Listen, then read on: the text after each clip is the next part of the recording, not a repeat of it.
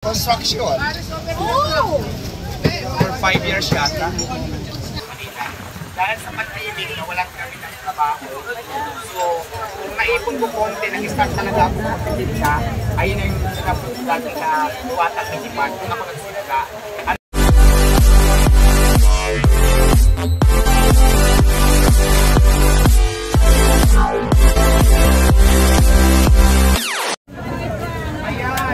Ayan, okay.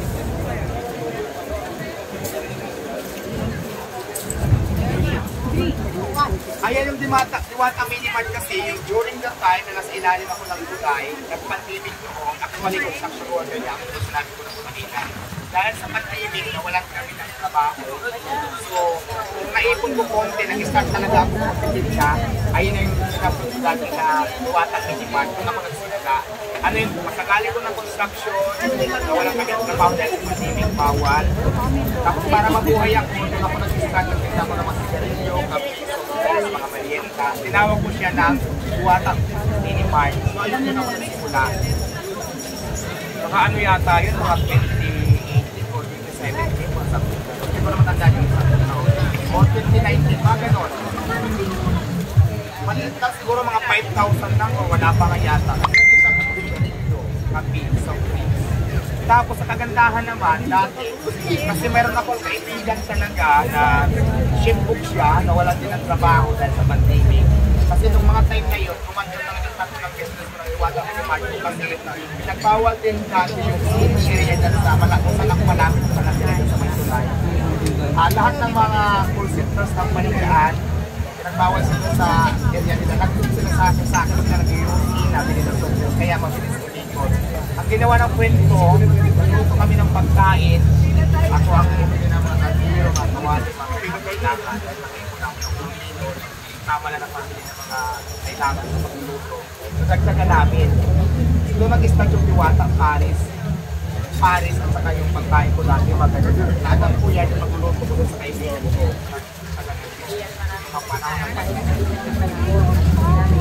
Ngayon, hindi pa dati Diwata Paris, ay di ba dito nauso yung Paris, sa lugar namin malalong pang Paris. Nagusto ko din ng Paris, kasi marami kang nagtanong ng Paris.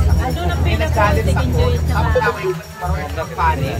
Trinay ko yung Paris natin, ano pa lang ako, yung Paris pa lang. Yung Paris. Ay pare-parehas na kami. Nag-isip ako ngayon, kasi hindi pa ako nag-book din sa Paris na yan. Dito talaga ako sabi ko, pare-parehas na yung nag-isip ako ng mga ibang dito para ay mapulis pa din. Ayun nga naisip ko yung overload kung tawagin yun, lechon kawali at saka si Charo Bulaklak pinag-disputa with soft drinks, tapos pinag-realize ko ang isabaw, doon ako nakilala talaga. Ito lang, bago lang. At dito pa lang nag-book yung tindahan ko na parisan. Pero bago ako mag-book ganito, marami akong pinagdaanan, diba? Maraming hirap pa rin talaga. Kaya ang masasabi ko lang doon sa mga nagtitinda, kung kayo sumuko sa hamon ng buhay, kung nadapak ka man ngayon, kasi maraming business na ako na logi, bumabangon lang ulit ako. O kasi nakailang business na ako nagtinda na logi before, tapos kailangan ko ng trabaho namin, mag-center ako, para makabawi ulit. Pero di ako nagtapos doon na logi yung tindahan ko, mayaw lang agad ako. Hindi ako sumuko, nag-ipon ulit, namuunan ulit. Maraming business ako nadapa, at nabubangon ako lalo kung pagkinarin. Kaya ang sabi ko sa mga nangangarap, pag nadapa kayo ngayon, nalugi yung tindahan ko, bumangon ulit, pagbangon nyo, lalo nyo pang ganyan. Kasi ang swerte kasi talaga,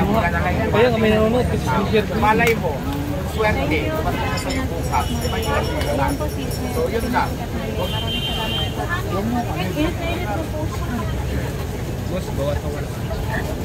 Ay, humarap sa camera. Yung ating kabayan ni Diwata, kabayan ni Diwata.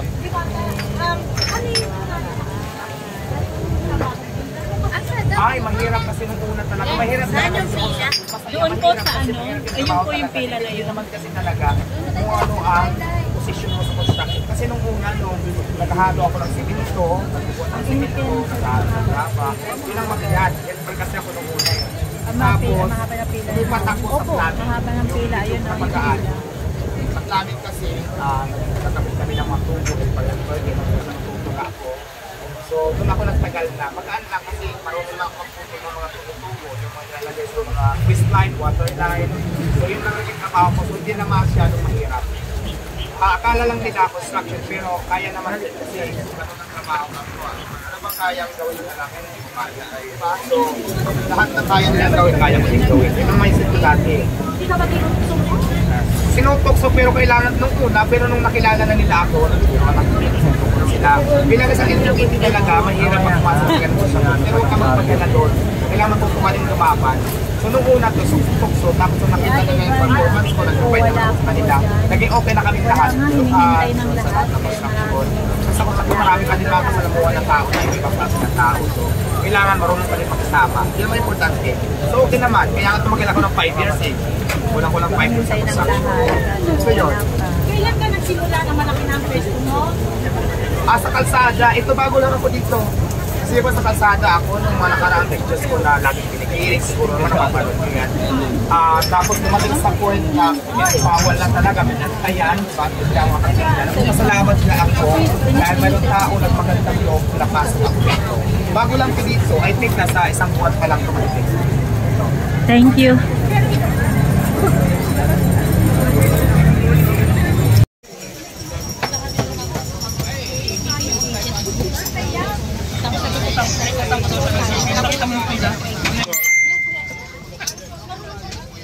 Oo, marunong ako magkulay-kulay. Group sales rep recruiter, Diwata Miniman.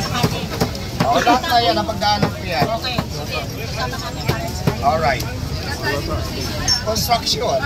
Oh! For 5 years yata. Diwata, saan ka talaga, una kang nakilala talaga? Saan ka na unang nakilala? Hindi ko na nga matandaan sa dami ng exposure ko yata sa social media. Pero nakilala ako before, nung nasa ilalim ako ng tulay nakatira, nag-trending ako doon because of news before, di ba, yung rumampa ako sa presinto. Tapos, ayan, parang doon ako doon ang unang nakilala ng mga tao. Okay na yun, lahat naman ng mga tao halos nakapanood doon kasi trending at viral yan noon. So, okay na kami doon, nakapagbubo na kami ng friend ko. Sa katunayan nga, yung isang kaaway ko doon, empleyado ko na ngayon, kasi dito siya panggabi. So, nakamupo na kami doon, kumbaga parang napag-usapan na lang, pero regarding doon sa problema namin ng magkakilala din kami, naayos na yun, nagpapatawaran na kami. Sa katunayan, yung isa nandito, nagtatrabaho sa kami. Pakilala mo sa amin. Panggabi yun siya, oo, pero hindi ko alam kung pasok siya ngayon, pero kung dumating siya mamaya, sige, kalala ko. Diwata, bago mo nakilala ng estado pakwento naman ng mga pinagdaanan mo, ang dami nila. Ayan! Ang dami kong trabaho na pinasukan, na construction ako, for finance yata, or di man umabot. Tapos, nagtrabaho ko sa isang sales representative ng group. Alam mo yung nagtitinda ng internet sa mga lugar-lugar. O yan, nagtrabaho ako dyan. Pwede bang sabihin natin cellphone company na lang, wag globe? Kasi siya. Ready? 3, 2, 1. Internet company. Yan. Yung mga ganyan, mga wifi, nagtrabaho ako dyan. Wifi. Tapos, dati kasi content creator ako eh. Nagtrabaho din, after ko kasi magtrabaho dun sa wifi na yan, nagsa-sideline din ako doon sa recruitment agency na gusto magtrabaho sa call centers. Ayun yung halimbawa, gusto mo magtrabaho ng call centers, i-refer kita kasi may agency kami, nagdadalhin ka doon sa company na gusto mo, tapos may mag-interview, hindi ako, parang recruitment lang ako, tapos dadalhin ko doon sa company sila mag-interview. Trabaho din ako dyan. So ngayon yung kangkong naman na yan, kasi may nirentahan kami, along Pasig, doon kami nag-rent. Nagkakangkong ako doon nag-uulit, pinontent ko lang naman talaga siya. Kasi yung kapitbahay namin sa boarding house namin, may nagkakangkong doon. Ayusin ko lang ito ngayon. Parang pinontent ko lang na kunwari ako, pero hindi ako talaga nagkangkong. Yun. Yung mga nakikita nyo sa TikTok, sa Facebook, yung namin ko dati. So, yun. Sorry,